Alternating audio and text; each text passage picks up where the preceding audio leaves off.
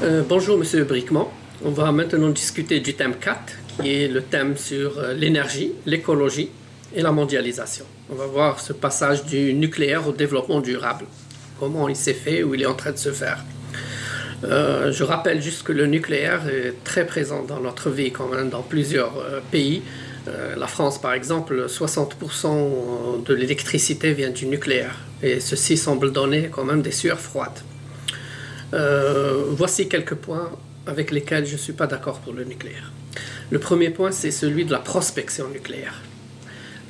Dans la prospection, je pense toujours à ces mines d'uranium qu'on prospecte dans les pays du tiers-monde et qu'on va laisser ensuite à ciel ouvert, comme ça, on va partir et on va les laisser à ciel ouvert. Et cette radioactivité va pénétrer les eaux souterraines et les rivières pour les polluer. Mais aussi et surtout, on a les propagations de poussières radioactives dans l'air qu'on respire, et tout cela va donner des cancers au radon qu'on n'a pas comptabilisé, parce que les cancers des poumons, on va les comptabiliser dû au tabac par exemple. Deuxième point, je pensais au traitement hasardeux du combustible et donc tous ces dangers de manipulation. Troisième point, je pense à la sûreté d'exploitation. La sûreté d'exploitation, on a des calculs qu'on appelle PA, PSA, Probabilistic Risk Assessment et Probabilistic Safety Assessment, et qui nous donnent certes des fiabilités remarquables de l'ordre de 10-6.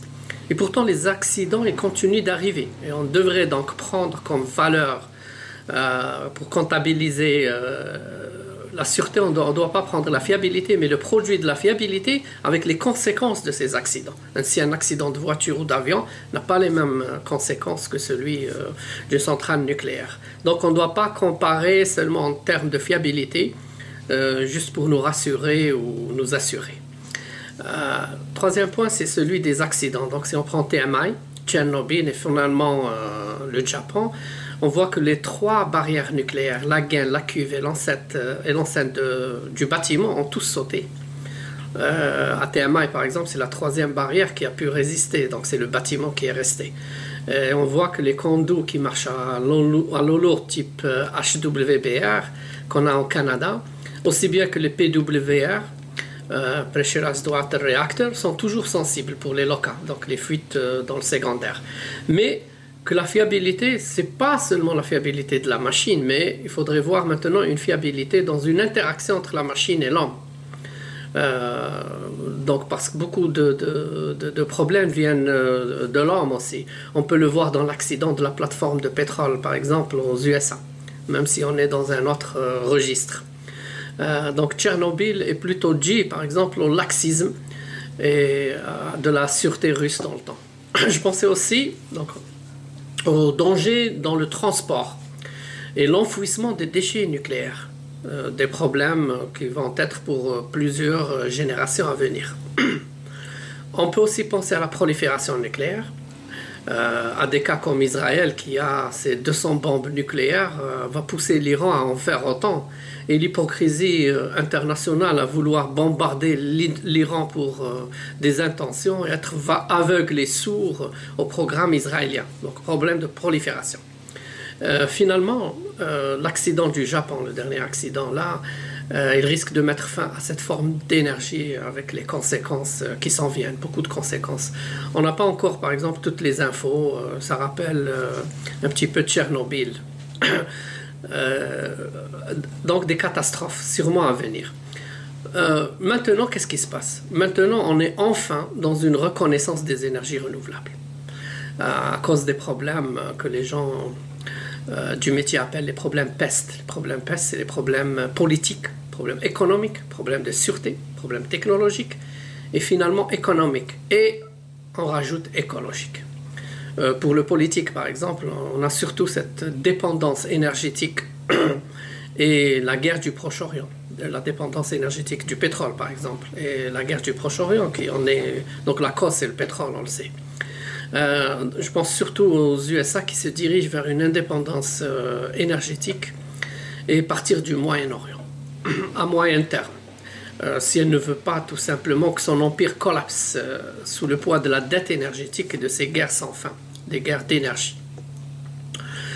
Pour la relation écologique, on a surtout le fameux problème du CO2. Donc on se dirige droit droit maintenant vers ce qu'on appelle la ruée vers l'or, une ruée vers le green power et ce qu'on appelle le green market.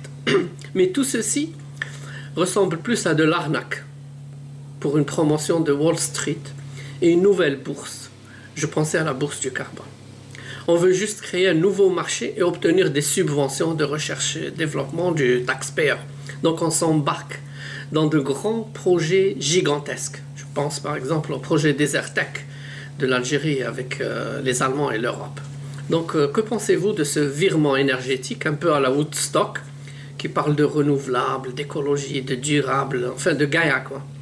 Je pensais aussi à l'ancien vice-président US Al Gore qui s'est engagé dans la lutte contre le réchauffement climatique avec entre autres le documentaire Une vérité qui dérange qui a obtenu, je rappelle, deux Oscars en 2007 et il lui a valu aussi le prix Nobel qui lui a été attribué la même année. Donc il semble y avoir une polémique dans ce virement vers le vert et ce danger du CO2. Car beaucoup de scientifiques veulent remettre en cause ces études ou se combattent, disons, deux parties. Vous avez les gens des pétrolières contre l'écologie et vous avez les gens de l'écologie contre les pétrolières. Mais à mon avis, les deux parties sont infectées par les lobbies industriels. L'ancien capital avec les 7 sœurs et le nouveau capital du Nasdaq, des startups, des business angels, à la recherche de nouveaux marchés à haut risque. Finalement, je pense que cette approche énergétique s'inscrit dans une vision globale de développement durable qu'on doit avoir à l'échelle de la planète. Donc une conception beaucoup plus verte même de la mondialisation. Merci. Je pense que vous comprendrez que je n'ai rien contre l'usage de mots comme complexité ou chaos, mais j'ai une certaine hostilité au discours vague, non scientifique, etc., qui se légitime par des arguments de type moral. C'est-à-dire, bon, on va sauver l'humanité, on va résoudre les problèmes du genre humain, etc. Mais, pour autant que je puisse voir, ces discours ne contribuent pas à sauver le genre humain. Alors venons-en, mais ils tendent à se justifier, mais s'ils sont vagues et peu scientifiques, je ne vois pas à quoi ils servent. Venons-en alors maintenant au problème justement écologique et au problème que pose la science.